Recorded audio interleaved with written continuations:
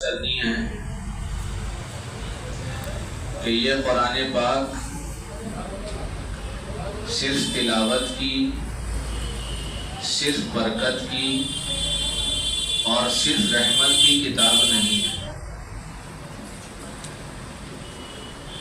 برکتیں تلاوت کرنے پر آئیں گی، رحمتیں تلاوت کرنے پر آئیں گی، تلاوت کرنے پر یقیناً ثواب ملے گا، لیکن یہ قرآن پاک محض اس لیے نازل نہیں کیا گیا۔ یہ قرآن پاک اللہ تعالیٰ نے انسانوں کی ہدایت کے لیے نازل کیا۔ اس قرآن پاک کی ایک ایک آیت اپنے پڑھنے والوں کو اور اپنے سننے والوں کو عمل کی دعوت دیتی ہے۔ یہ قرآن پاک اصلاً عمل کی کتاب ہے،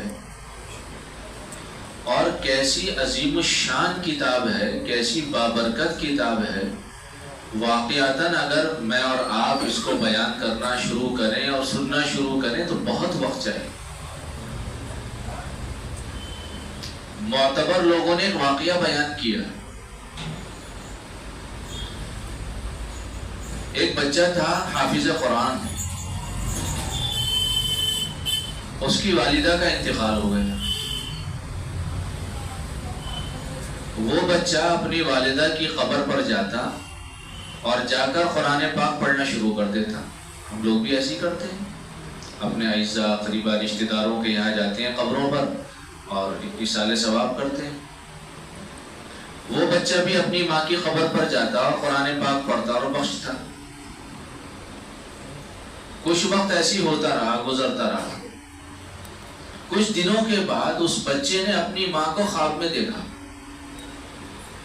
ماں یہ کہہ رہی ہے کہ بیٹے تو میرے پاس آتا ہے،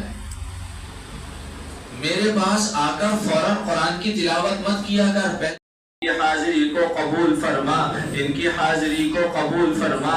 الہ العالمین یہ جوان موجود ہیں، یہ بوڑھے موجود ہیں، یہ بچے موجود ہیں، اے اللہ ان کے آنے کو قبول فرما، ان کے آنے کو قبول فرما۔ اے اللہ یہ تیرا کلام پڑھا گیا، یہ تیرا کلام سنا گیا، اے اللہ پڑھنے پڑھانے کو قبول فرما، سننے سنانے کو قبول فرما۔ اے اللہ کمی کوتاہی کو معاف فرما، کمی کوتاہی کو معاف فرما۔ اے اللہ جو غلطی ہو گئی معاف فرما، آئندہ صحیح پڑھنے کی توفیق عطا فرما، صحیح سننے کی توفیق عطا فرما۔ الہ العالمین اپنا کرم اور فضل فرما کر عافیت کی زندگی مقدر فرما، عافیت کی زندگی مقدر فرما۔ تمام امور میں انجام کو خیر فرما، تمام امور میں انجام کو خیر فرما۔ اے اللہ ہم تیرے کمزور بندے، ہم تیرے کمزور بندے، اے اللہ پوری دنیا میں پھیلی ہوئی انسانیت کمزور ہے، اے اللہ پوری دنیا میں پھیلی ہوئی انسانیت کمزور ہے، اے اللہ ساری دنیا کی طاقتیں کمزور ہیں، ساری دنیا کی حکومتیں کمزور ہیں۔ تو اکیلا طاقت والا، تو اکیلا قدرت والا، تو اکیلا جبروت والا، اے اللہ کرم فرما کر فضل فرما کر امت کے حال پر رحم فرما دے، امت کے حال پر رحم فرما دے، امت کے حال پر رحم فرما دے، امت کے حال پر کوثر نصیب فرما، آپ کا قرب نصیب فرما، آپ کا دیدار نصیب فرما، آپ کی شفاعت نصیب فرما۔ الہ العالمین اے اللہ حرمین محترمین کی حفاظت فرما۔ اے اللہ تیرے جو بندے اور بندیاں اس وقت تیرے گھر میں اور تیرے نبی کے دربار میں موجود ہیں، اے اللہ ان کی دعاؤں کو قبول فرما، ان کی حاضری کو قبول فرما۔ اے اللہ ان کی دعاؤں میں ہمارا حصہ شامل فرما، ہمارا حصہ شامل فرما، ہمارا حصہ شامل فرما، ہمارا حصہ شامل فرما۔ ان جانے والوں میں اس مجمع کو شامل فرما، ان جانے والوں میں اس مجمع کو شامل فرما۔ اے اللہ بار بار کی زیارت مقدر فرما، بار بار کی حاضری نصیب فرما، بار بار کی حاضری نصیب فرما۔ اے اللہ اس مجمع کو حضور کی خواب میں زیارت کرا دے، اے اللہ خواب میں زیارت کرا دے، اے اللہ خواب میں زیارت کرا دے۔ اس ماں نے خواب میں اپنے بیٹے کو کہا کہ بیٹا جب تو میرے پاس آتا ہے اور آتے ہی قرآن پڑھنا شروع کر دیتا ہے تو اتنا نور نکلتا ہے کہ مجھے تیری صورت صاف نظر نہیں آتی. میں یہ چاہتی ہوں کہ تھوڑی دیر تو میرے پاس بیٹھے، میں تجھے دیکھوں، اس کے بعد تو قرآن پاک کی تلاوت کیا. قرآن پاک کی تلاوت ہوگی، نور آئے گا. اللہ نورانی ہے، رسول اللہ نورانی ہے، قرآن نورانی ہے. جن سینوں میں قرآن وہ نورانی ہے. جن جگہوں پر، جن مقامات پر قرآن پڑھ دیا جائے یقیناً نور کی بارشیں ہو جاتی ہیں. لیکن میں نے عرض کیا کہ یہ قرآن صرف اس لیے نہیں بلکہ قرآن حقیقتاً اصلاً و اصالتاً عمل کرنے کے لیے نازل ہوا. اس لیے آج میں اور آپ سب مل کر طے کرو انشاءاللہ قرآنی ہدایات پر عمل کریں. دیکھو قرآن کا ایک حکم ہے، بس اپنی بات مختصر کر رہا ہوں. قرآن پاک کے اندر ایک حکم ہے، یا ایھا الذین آمنوا اطیعوا اللہ واطیعوا الرسول واولی الامر منکم.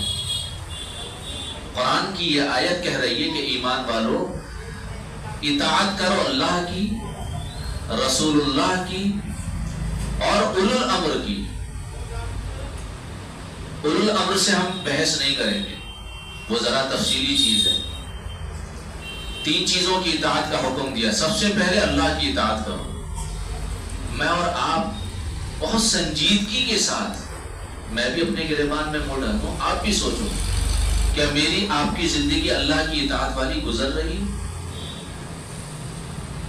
دوسرا حکم ہے رسول اللہ کی اطاعت کرو. کیا میری آپ کی زندگی 100% حضور اکرم صلی اللہ علیہ وسلم کی اطاعت میں گزر رہی؟ اگر نہیں اگر گزر رہی ہے بہت اللہ کا شکر ہے، شکر کرنا چاہیے، لاکھ شکر ادا کرنا چاہیے. اور اگر اس میں کوتاہی ہے، اور یقیناً کوتاہی ہے، تو فکر کی بات ہے. ہم کوشش تو کریں، ہم نیت تو کریں کہ ہم اللہ کی بات مانیں گے، رسول اللہ کی بات مانیں گے. اگر ہم نے یہ طے کر لیا تو اللہ تعالیٰ زندگی ایسی عطا فرمائے گا کہ مزے آئیں گے زندگی جینے میں. آدمی اگر حالات میں بھی ہوگا تو دل مطمئن ہوگا، آدمی پریشانی میں بھی ہوگا تو اللہ سے مطمئن ہوگا. اگر حالات آئیں گے اللہ تعالیٰ مدد فرمائے گا. شرط ہے کہ زندگی اطاعت پر ہو. ابھی رمضان گزرنے کے بعد ایک سیزن آئے گا شادیوں کا. ان شادیوں کے سیزن میں طے کرو انشاءاللہ کہ ہم کسی بھی شادی میں کھڑے ہو کے کھانا نہیں کھائیں. دیکھو ہمیشہ یاد رکھو سنت میں برکت ہے، سنت میں روب ہے، سنت میں عزت ہے، سنت میں اللہ نے ترقی رکھی ہے، سنت میں اللہ نے عافیت رکھی ہے. بیٹھ کر کھانا سنت ہے، کھڑے ہو کر کھانا خلاف سنت ہے. اور جو چیز خلاف سنت ہو نہ اللہ کو پسند نہ رسول اللہ. حضرت آپ کا پورا نام کیا ہے؟ سید احمد کمال جیلانی. جیلانی صاحب کس جگہ آپ کا یہ مکان ہے؟ یہ فیض گنج ایسٹ نیئر GIC مرادآباد سے. کتنے پارے ہو رہے تھے یہاں پر؟ یہاں پر صاحب 3 سپارے رول ہو رہے تھے. کون سنا رہا تھا، کون سن رہا تھا؟ عابد سلیم صاحب سنا رہے تھے. عابد سلیم صاحب. اور سن کون رہا تھا؟ ان کے بابو سن رہے تھے. کتنے سالوں سے لگ بھگ یہاں تراویح ہو رہی ہے؟ قریب 2017 سے ہو رہی ہے. 2 سال کووڈ کی وجہ سے نہیں ہو پائے، ویسے لگاتار 5ویں تراویح. اور آج ختم تھا، کون کون حضرات یہاں موجود تھے؟ صاحب میرے محلہ تو تھا ہی پورا ماشاءاللہ، کافی لوگ تھے. اور مفتی آپ بھی ہمارے ساتھ دعا میں شامل ہوئے، دعا کرائی مفتی صاحب.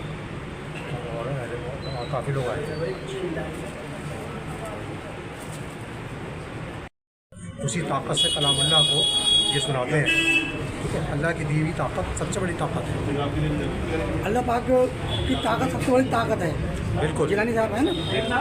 اور غذا سے کوئی مطلب نہیں، کچھ بھی لے سکتے ہیں، کوئی بھی کھانا لے سکتے ہیں جس کا جو اسلام میں اجازت، جس کھانے کی جو کھانا حلال ہے وہ کھانا لیتے ہیں. ویسے کھانے سے تو طاقت ملتی ہے، لیکن کلام اللہ جب پڑھا جاتا ہے تو روحانی طاقت بہت زیادہ ہوتی ہے.